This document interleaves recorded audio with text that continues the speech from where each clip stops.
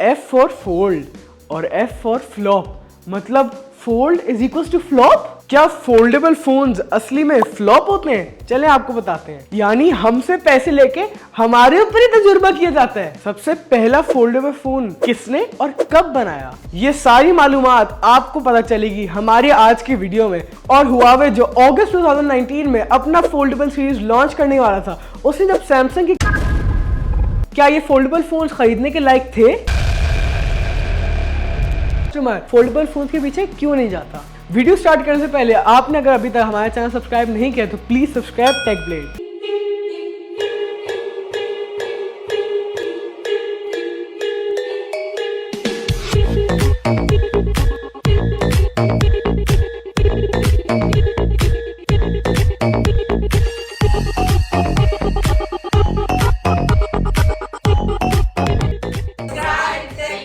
और हम हैं टेकब्लेड। सब्सक्राइब टेकब्लेड। हेलो गाइस एंड अस्सलाम वालेकुम। तो आज की वीडियो में हम लोग आपको बताएंगे कि फोल्डेबल फोन्स आपको खरीदने चाहिए या फिर नहीं, और आज हम लोग आपको बताएंगे उनकी हिस्ट्री। तो सबसे पहले 2006 और 2008 मोबाइल वर्ल्ड कांग्रेस के अंदर जो बार्सिलोना स्पेन में हेल्ड होती है, उधर सबसे पहले फोल्डेबल फोन्स के बारे में बताया गया और उनको स्क्रीन के ऊपर एनिमेट किया गया और हमें ये कॉन्सेप्ट दिया कि फोन फोल्डेबल भी हो सकते हैं। 2011, जी हाँ, ये वही मौका था जब दुनिया में सबसे पहला फोल्डेबल फोन लॉन्च किया गया। और ये फोन लॉन्च करने वाली कंपनी ना सैमसंग थी ना मोटोरोला। उस कंपनी का नाम था क्यूसेरा और उसके मॉडल का नाम था एको। और वो फोन 3.5 इंचेस की दो स्क्रीन्स को कंबाइन करके बनाया गया था। तो क्यूसेरा एक जापानीज कंपनी है और उसके मॉडल एको के ऊपर आप एक वक्त में दो एप्लीकेशन उसकी दोनों स्क्रीन्स के ऊपर इसे यूज कर सकते थे। और याद रखें, हम लोग बात करें 2011 की, जब स्मार्टफोन्स न्यूली इंट्रोड्यूस करे गए थे।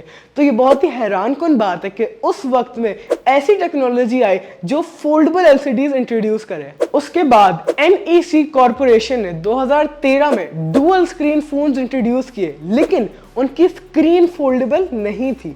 उसके बाद 2017 में ZTE ने Exon M नाम के मॉडल को लॉन्च किया जो फोल्डेबल था। और याद रखें, हम लोग बात करें फोल्डेबल फोन की, तो आजकल जो हम लोग फोल्डेबल फोन्स देखते हैं उनकी LCD बहुत थिन होती है। तो चलिए आज इसके बारे में और मालूमात देते हैं। तो बताया जाता है कि जनवरी 2018 में LG इलेक्ट्रॉनिक्स ने अपना सबसे पहला फोल्डेबल LED डिजाइन पेटेंट अपने नाम करवाया। और उसी साल नवंबर 2018 में एक चाइनीज स्टार्टअप रोयोले के नाम से first commercially available foldable phone launch किया OLED डिस्प्ले के साथ। और इस कमर्शियल लॉन्च के बाद तो लगता है हर ब्रांड के ऊपर आग ही लग गई। हर कंपनी का CEO अपने फोल्डेबल सीरीज के लिए टीजर्स लॉन्च करना शुरू कर दिया। उसके अगले साल जनवरी 2019 में Xiaomi के CEO लिन बिन ने एक वीडियो अपलोड की जिसके अंदर वो अपने प्रोटोटाइप फोन को दिखा रहे थे कि वो फोल्ड हो सकता है। और इसी इवेंट में सैमसंग के अलावा हुआवे और TCL ने अपने फोल्डेबल OLED डिस्प्लेस को भी शेयर किया। लेकिन LG 2019 में अपने फोल्डेबल स्क्रीन बेस्ड स्मार्टफोन्स को लॉन्च नहीं कर पाया। और आपको याद होगा, अप्रैल से लेकर जून 2019 का पीरियड था जब सैमसंग को गैलेक्सी फोल्ड से रिलेटेड 50,000 प्लस कंप्लेंट रिसीव हुई। सबसे पहला प्रॉब्लम था कि फोन को फोल्ड करते हुए उसका प्लास्टिक बेस्ड टच पैनल बाहर आ जाता था। और दूसरी प्रॉब्लम थी कि फोन को बहुत दफा फोल्ड करने से उसके बीच में बहुत ही हार्ड लाइन आ जाती थी और लगता था कि फोन इधर से दो हिस्सों में हो जाएगा। और तीसरा, उसका डिस्प्ले ही गायब हो जाता था, मतलब ब्लैंक डिस्प्ले।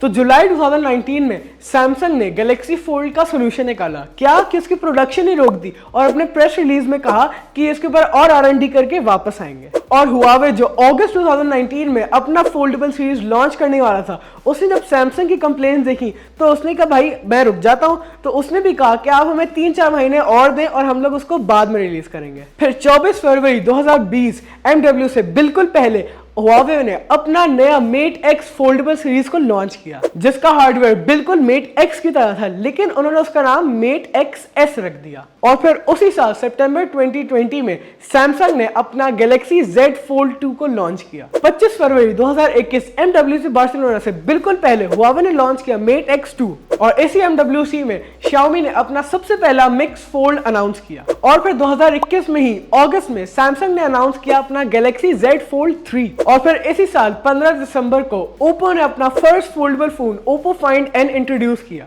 और फिर अगले ही साल अप्रैल 2022 में Vivo इस जंग में कूद गया अपने X Fold के साथ। फिर अगस्त 2022 में Xiaomi ने अपना Mix Fold 2 लॉन्च कर दिया। और फिर Samsung ने भी अपना Galaxy Z Fold 4 लॉन्च कर दिया। तो जैसे कि आपको नजर आ रहा है 2020 से लेकर 2022 के एंड तक सारे mobile phone brand foldable phones की जंग में कूद गए। तो चलिए आपको बताते हैं इन 2 साल का निचोड़ कस्टमर पॉइंट ऑफ व्यू से क्या रहा। क्या ये फोल्डेबल फोन्स खरीदने के लायक थे? इसका आसान जवाब बिल्कुल भी नहीं। जब भी कोई नई टेक्नोलॉजी आती है वो अपने प्राइमरी फेज से गुजरती है और इस प्राइमरी फेज में वो अपने कस्टमर को यूज करती है अपनी टेक्नोलॉजी को बेहतर बनाने के लिए। कैसे? वो अपने कस्टमर्स का फीडबैक और कंप्लेंट्स को लेती है और उससे अपनी टेक्नोलॉजी को बेहतर बनाने के तरीके ढूंढती है। तो जैसा कि आपने देखा 2019 में सैमसंग ने अपना सबसे पहला फोल्डेबल फोन लॉन्च किया तो उनको 50,000 कंप्लेंट रिसीव हुई। इसकी देखा देखी में हुआवे ने भी अपनी लॉन्च को पोस्टपोन कर दिया। तो चलिए आपको बताते हैं कि आज तक foldable phones customer point of view से मेन स्ट्रीम फोन्स क्यों नहीं बन पाए हैं। इसके 6 बड़े वैलिड पॉइंट्स हैं कि हर कस्टमर फोल्डेबल फोन्स के पीछे क्यों नहीं जाता। तो सबसे पहला पॉइंट है उसकी प्राइस। फोल्डेबल फोन्स हमेशा से बहुत एक्सपेंसिव रहे और हमें लगता है कि आगे जाते भी वो एक्सपेंसिव ही रहेंगे।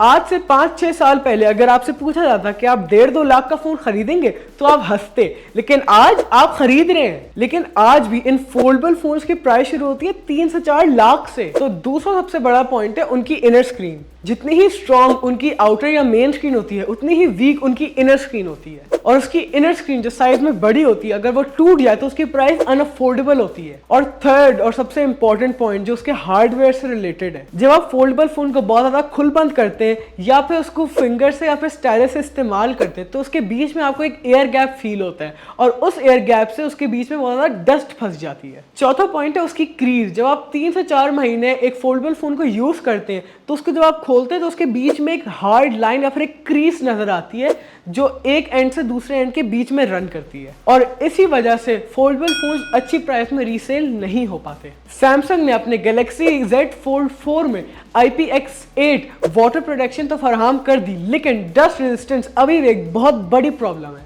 6th और सबसे important battery performance. Foldable phones के अंदर 7.8 और 8.3 इंचेस का बड़ा डिस्प्ले होता है जिसमें ब्राइटनेस के लिए हाई निट्स और पिक्सेल्स के लिए हाई रेजोल्यूशन का इस्तेमाल होता है। लेकिन नॉर्मली हार्डवेयर वाइज बैटरी की उतनी ही जगह होती है जितनी नॉर्मल स्मार्टफोन में होती है। अगर इन फोन्स में 8000 या 9000 मिलियन पेयर की बैटरी आ जाती तो बहुत ही अच्छा है, लेकिन अभी 5000 या 5500 मिलियन पेयर की बैटरी नहीं चलेगी। तो आज की वीडियो के बाद आप बताएं कि आप फोल्डेबल फोन खरीदना चाहेंगे। तो आज के एपिसोड के बाद हमारे कंक्लूजन के हिसाब से अगर आपके पास 3-4 लाख रुपए हैं और आपको वाकई मोबाइल फोन्स के अंदर इन्वेस्ट करना है तो प्लीज फोल्डेबल फोन्स के अंदर इन्वेस्ट ना करें।